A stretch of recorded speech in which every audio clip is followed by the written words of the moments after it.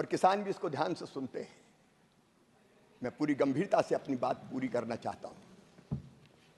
लेकिन मैं जब कृषि मंत्री बना माननीय सभापति महोदय, तो मुझे लगा कि मुझे जितने प्रधानमंत्री भारत में आज तक हुए हैं उन सबके भाषणों को पढ़ना चाहिए। और सबसे महत्वपूर्ण भाषण होता है 15 अगस्त का, स्वतंत्रता दिवस का, लाल किले की प्राचीर से। मैंने सोचा किसानों के लिए किस प्रधानमंत्री जी ने क्या कहा। आज मैं दुख के साथ ये तथ्य उद्घाटित कर रहा हूं, जब मैंने वो भाषण पढ़े तो मैं हैरत में रह गया, हैरान हो गया। मैंने जो उस दिन कहा था कांग्रेस की प्राथमिकता किसान नहीं है, स्वर्गीय पंडित जवाहरलाल नेहरू जी, उनका आदर करता हूं, लेकिन उनके भाषण मैंने 15 अगस्त के सारे भाषण पढ़े। 1947 एक बार किसान का नाम नहीं लिया, 48 में एक बार, 49 में नहीं लिया, 50 में नहीं लिया, 51 में नहीं लिया, 52 में नहीं लिया, 53 में नहीं लिया, 54 में नहीं लिया, 55 में नहीं लिया, 56 में नहीं लिया, 57 में नहीं लिया, 58 में नहीं लिया, 59 में नहीं लिया, 60 में नहीं लिया, 61 में नहीं लिया। किसान शब्द नहीं आया। ये मैं पढ़ के कह रहा हूं माननीय सभापति महोदय, किसान शब्द नहीं आया। यह आपकी प्राथमिकता है। माननीय सभापति महोदय, स्वर्गीय इंदिरा गांधी जी, मैं हर एक की गरिमा का सम्मान करता हूं, कभी किसी के सम्मान को ठेस पहुंचाने वाली भाषा बोलने का मैं आदी नहीं हूं, लेकिन मैंने उनके भाषण भी पढ़े। 66 में 2 बार, 67 में 1 बार, 68 में 3 बार, 69 में 3 बार, 70 में 1 बार, 71 में, 72 में लिया नहीं, 73 में 2 बार, लेकिन कैजुअली, कोई नीति नहीं, कोई पॉलिसी की बात नहीं करी। 75 में, 76 में, 80 में 1-2 बार कैजुअल नाम दिया। स्वर्गीय राजीव जी, उनकी प्राथमिकता भी कभी किसान नहीं रहा, कांग्रेस की प्राथमिकता किसान नहीं रहा। और जब हमारे नेता नरेंद्र मोदी भारत के प्रधानमंत्री बने, मैंने उनके भाषण पढ़े। 2014 में 6 बार, 15 में 23 बार, 2016 में 31 बार, 2017 में 20 बार, 18 में 17 बार, 19 में 17 बार, 20 में 17 बार, 21 में 15 बार। अब भाषण उठा के देखिए, किसान का नाम, खेती को प्राथमिकता। और माननीय सभापति महोदय, जो बात दिल में होती है जवान पे वही आती है। इनके दिल में किसान नहीं था, नरेंद्र मोदी जी के दिल में किसान था, इसलिए जुबान पे किसान बार बार आ। पर मैं एक बात और कह के अपनी बात फिर किसान पर ही केंद्रित करूंगा। मुझे किसी को गाली देना अच्छा नहीं लगता, मैं कभी आलोचनाओं में विश्वास नहीं करता, लेकिन नाटक से किसान की जिंदगी नहीं बदलेगी। माननीय सभापति महोदय, एक नेता जिन्होंने बड़ी यात्राएं निकाली, बड़ी बड़ी यात्राएं, उस यात्रा के दौरान माननीय सभापति महोदय हरियाणा गए, सोनीपत, रियल दिखने के लिए रील बनाई। खेत में एक पुराना वीडियो देख रहा था मैं, सभापति महोदय 2023 का वीडियो है सोनीपत का। अचानक एक खेत में पहुंच जाते हैं, किसानों से ज्यादा वहां कैमरामैन थे, कैमरे पहले से फिक्स थे, कहां फोकस किए जाएंगे ये तय था। 2 लोग पकड़ के उनको खेत में ले जा रहे हैं। खेत में पहुंचने के बाद उनको पता नहीं खेत में करना क्या है, तो वहां पूछ रहे हैं कैमरामैन से, कैसे खड़े होना है, क्या करना है, क्या करना है। माननीय सभापति महोदय, मेरे पास उसकी ये पूरी की पूरी वीडियोग्राफी की सीडी है, ये मैं सभा के पटल पर रखना चाहता हूं। माननीय ऑथेंटिकेट कीजिए और सदन के पटल पर मैं ऑथेंटिकेट करके सदन के पटल पर रखता हूं। ये नाटक करते हैं किसान के नाम पे। इसके टेक्स्ट कहां खड़ा होना है, क्या सभापति during course of the day जी, कहां खड़ा होना है, कैमरे लगाओ, लोग देख लें कि हम किसान हैं। जब इनको हल भेंट किया जाता तो ये पूछते ये है क्या। और एक स्वर्गीय प्रधानमंत्री जी ऐसे हुए हैं कि जिनने जब देखा कि लाल मिर्ची के दाम हरी मिर्ची से ज्यादा है, तो उन्होंने कहा किसानों ये लाल मिर्ची क्यों नहीं उगाते। ये खेती की बात करेंगे माननीय सभापति महोदय, ये किसानी की बात करेंगे। जहां चर्चा करने हो कर ले। मैं किसान का बेटा भी हूं और खुद भी किसान हूं, खेती करता हूं। और मैं कह रहा था किसानों के बारे में भाजपा ने सोचा, हमारे प्रधानमंत्री नरेंद्र मोदी जी ने सोचा। माननीय सभापति महोदय, आप खुद किसान हैं, हम समझते हैं। टोडरमल जी के जमाने से किसानों के सारे अभिलेख व्यक्ति संधारित करता था, पटवारी, रेवेन्यू का अमला। अंग्रेज आए, उनने वो प्रथा जारी रखी, कांग्रेस में वो प्रथा जारी रही। मैं सबको बेईमान नहीं कहता, लेकिन अगर सब पटवारी खराब नहीं है, लेकिन कोई के मन में आ जाए रिकॉर्ड में हेरा फेरी करनी है, तो कई बार हमने देखा धन्ना की नाम जमीन पन्ना के नाम चली गई। रामलाल बेचारा खेती कर रहा है, बरसों बाद पता चला ये जमीन तो श्यामलाल की हो गई। एक ने अनेक घोटाले होते थे, जिंदगी भर कोर्ट में मामले चलते थे। अब ये चीजें कांग्रेस को समझ में नहीं आ सकती। माननीय सभापति महोदय, अगर फसल खराब हो जाए किसान की और राहत की राशि के लिए सर्वे करना तो कौन करता था? नजरी आकलन आदमी करता था, रेवेन्यू का। और कई बार उसके मन में आ जाए बेईमानी। मैं मुख्यमंत्री रहते हुए नरसिंहपुर जिले में गया, हमने पर्याप्त राहत की राशि दी। वहां जाके किसानों ने मुझे शिकायत की कि मुख्यमंत्री जी, जिसका गन्ना बोया था उसको गेहूं की फसल खराब होने का ओले के बाद मुआवजा दे दिया। पटवारी के मन में अगर आ गया तो इधर के उधर लिख दी। माननीय सभापति महोदय, कई सब शिकायतें हर एक राज्य में आती है। इस व्यवस्था को ठीक करने की जरूरत थी, और मैं हमारे विजनरी प्रधानमंत्री श्रीमान नरेंद्र मोदी जी को हृदय से धन्यवाद देना चाहूंगा। भारत के किसानों की ओर से उन्होंने डिजिटल कृषि मिशन शुरू करने का संकल्प लिया। माननीय अध्यक्ष सभापति जी, मुझे कहते हुए गर्व है कि किसानों को आधार की तरह एक डिजिटल पहचान दी जाएगी। किसान आईडी बनाई जा रही है, जिसको किसान की पहचान के रूप में जाना जाएगा। इस किसान आईडी को राज्य के भूमि के रिकॉर्ड के साथ जोड़ा जाएगा। माननीय सभापति जी, अब किसान कोई भी फसल बोएगा, उसके रिकॉर्ड में अब हेरा फेरी नहीं हो सकती, क्योंकि वो डिजिटल है। आदमी गड़बड़ नहीं कर सकता। और फसल अगर बोई गई है तो बोने के बाद जैसी फसल आती है, मोबाइल से वीडियोग्राफी करके उसको सुरक्षित कर दिया जाएगा, ताकि कोई फसल कौन सी बोई है उसमें गड़बड़ ना कर सके।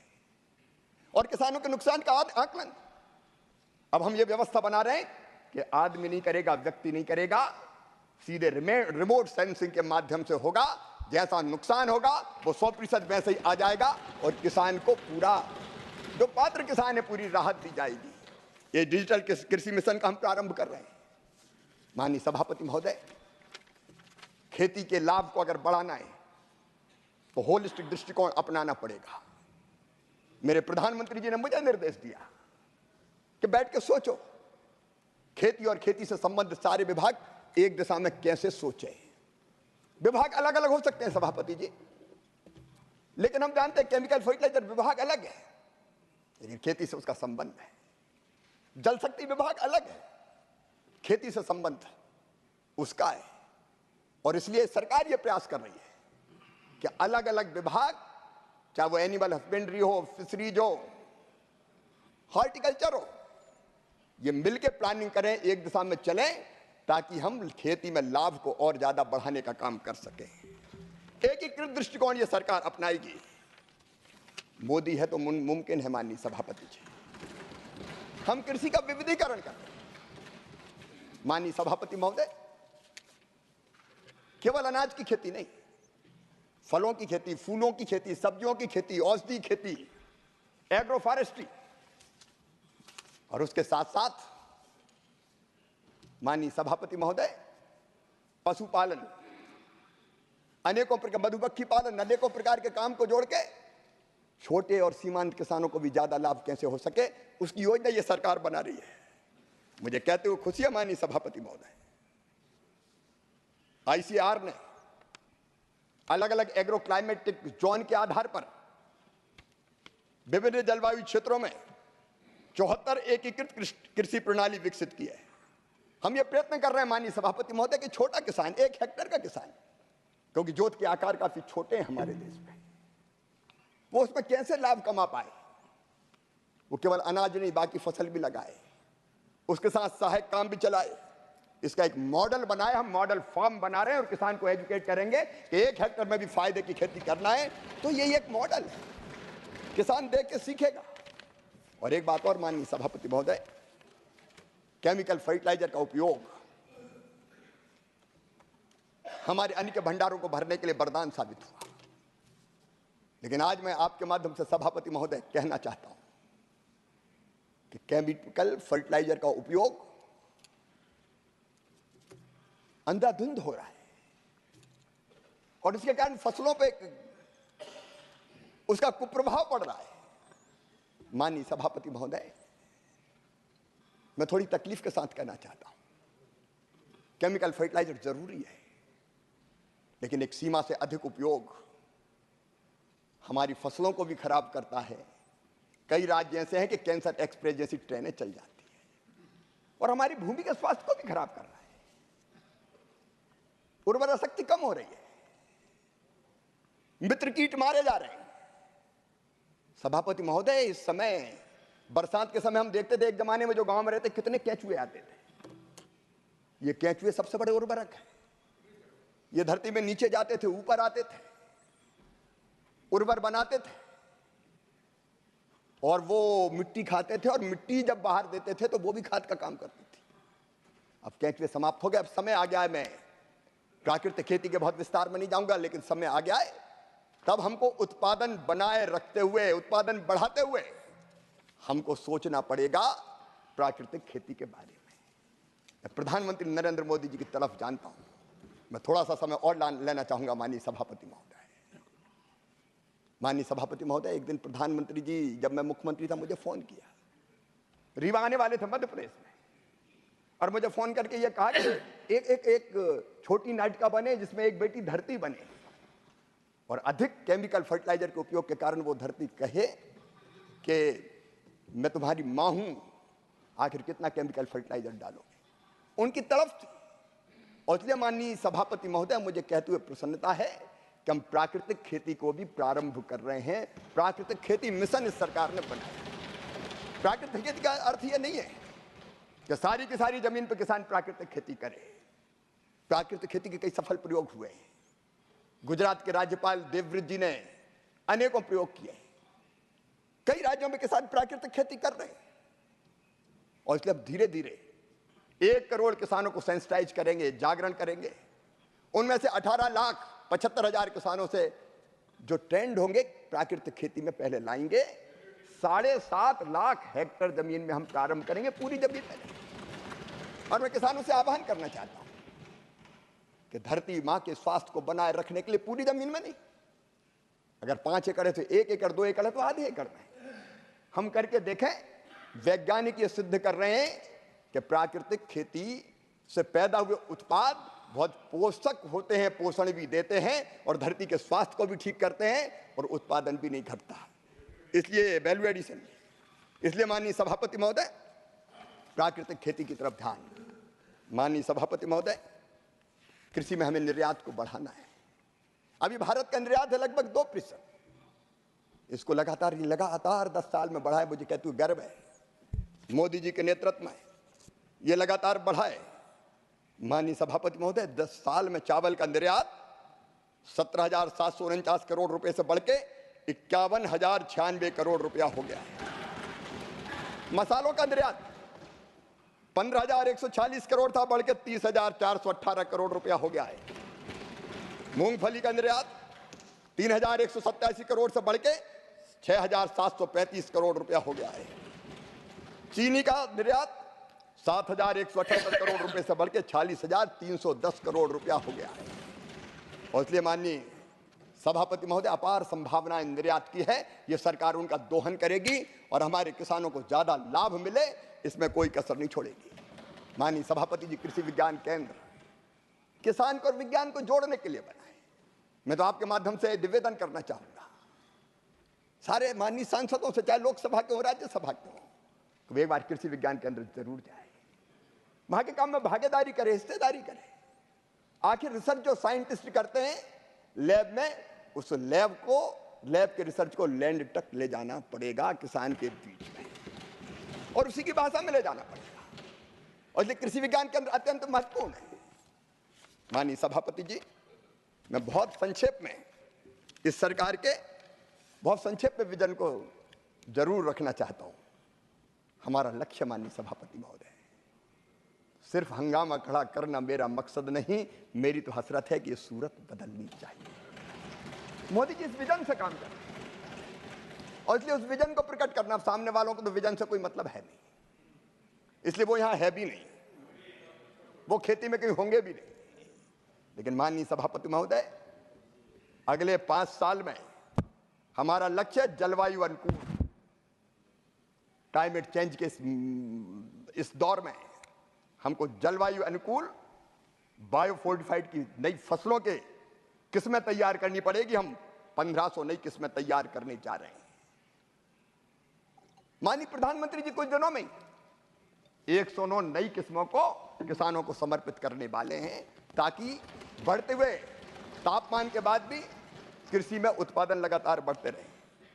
माननीय सभापति महोदय, वन हेल्थ अप्रोच है प्रधानमंत्री नरेंद्र मोदी की, एक ही चेतना सब में है। वो प्राणियों में है, मनुष्य में भी है, प्राणियों में भी है, जीव जंतुओं में भी, पशु पक्षियों में भी है। थोड़ा सा समय और माननीय सभापति महोदय, थोड़ा सा समय और। बहुत लंबा हो गया माननीय मंत्री जी। जल, जमीन, और आपने सभी पॉइंट कवर कर लिए हैं। थोड़े से और बटे, ये किसानों के लिए बहुत उपयोगी है, मैं जल्दी खत्म करता हूं। जल, जमीन, जलवायु, जंगल, जानवर, जीवन, जनता, सबको एक सूत्र में बांधना पड़ेगा। अगर पौधे और पशु स्वस्थ है तो मनुष्य भी स्वस्थ होगा। इस भाव को अगर जाना तो नरेंद्र मोदी और भारतीय जनता पार्टी की सरकार ने जाना। हम सबके हित परस्पर जुड़े हुए हैं, और इसलिए भारत में कहा प्राणियों में सद्भावना हो और विश्व का कल्याण हो, से अप्रोच को ध्यान में रखते हुए हम हमारी 15 एडवांस डिसीज डायग्नोस्टिक किट विकसित कर रहे हैं। 5 साल में माननीय सभापति महोदय, हम 18,000 करोड़ रुपए की लागत से 100 एक्सपोर्ट ओरिएंटेड बागवानी क्लस्टर बनाएंगे। आधुनिक पोस्ट हार्वेस्ट इंफ्रास्ट्रक्चर के विकास के लिए 1,40,000 करोड़ रुपए का भूतपूर्व निवेश हम कर रहे हैं। किसानों के लिए मंडी तक पहुंच को बेहतर बनाने के लिए 1500 अतिरिक्त मंडियों का एकीकरण किया जाएगा। मैं बहुत जल्दी अपनी बात समाप्त कर रहा हूं माननीय सभापति जी। हम 6,800 करोड़ रुपए की पर्याप्त निवेश के माध्यम से तिलहन मिशन की शुरुआत कर रहे हैं, ताकि तिलहन में आत्मनिर्भरता प्राप्त कर सकें। माननीय सभापति जी, कीटनाशक अधिनियम में भी हम महत्वपूर्ण संशोधन करने जा रहे हैं, ताकि उच्च गुणवत्ता का कीटनाशक किसान को मिल सके। 50,000 गांवों को जलवायु अनुकूल गांव के रूप में हम विकसित करने जा रहे हैं, और सूक्ष्म सिंचाई के तहत 1,20,00,000 हेक्टर को कवर करने की प्रधानमंत्री जी के नेतृत्व में हमारी योजना है। माननीय सभापति जी, मैं बहुत विस्तार में नहीं जाऊंगा, क्योंकि मैं जानता हूं कि समय की सीमा होती है, लेकिन मैं क्या करूं, मेरी तो हर सांस किसानों के लिए चलती है, खेती के लिए चलती है। दिन और रात खेती के बारे में प्रधानमंत्री जी के नेतृत्व में हम सोचते हैं, इसलिए विस्तार से फिर कभी चर्चा का अवसर मिलेगा तो मैं फिर करूंगा। केवल एक निवेदन के साथ, आपके माध्यम से मैं सभी राजनीतिक दलों को यह निवेदन करना चाहता हूं कि किसान को वोट बैंक ना समझें, किसान को इंसान मान के व्यवहार करें। राज्य सरकारों का सहयोग जरूरी है, क्योंकि बिना राज्य सरकारों के सहयोग के केंद्र काम नहीं कर सकता। इसलिए जो हमारा फेडरलिज्म, जो हमारा सहकारी संघवाद है, उस भावना का आदर करते हुए मैंने अलग अलग कृषि मंत्रियों को बुलाया। किसी पार्टी के हो, हमने पार्टी का भेद नहीं किया, और वहां की कृषि समस्याओं पर चर्चा करके उनका समाधान का प्रयास किया है। हम राज्यों के साथ मिलकर काम करेंगे। और माननीय सभापति महोदय, प्रधानमंत्री श्रीमान नरेंद्र मोदी जी का जो विजन है कि आने वाले 2047 तक भारत न केवल अपनी जनता के लिए पोषण युक्त पर्याप्त अन्न, फल और सब्जियां पैदा करेगा, बल्कि दुनिया का फूड बास्केट भी भारत बन के उभरेगा। कृषि में समस्याएं हैं, लेकिन उनका समाधान भी। सभापति महोदय, मैं आपके माध्यम से किसानों से हम बात करेंगे, जाके किसान संगठनों से भी बात करेंगे। हम संवाद से समाधान की तरफ बढ़ेंगे और सबको साथ लेके आगे चलेंगे। कौन कहता है कि आसमान में सुराख नहीं होता, एक पत्थर तो तबीयत से उछालो यारो। हम परिश्रम की पराकाष्ठा और प्रयत्नों की परिसीमा करके इस देश की कृषि और किसान के कल्याण में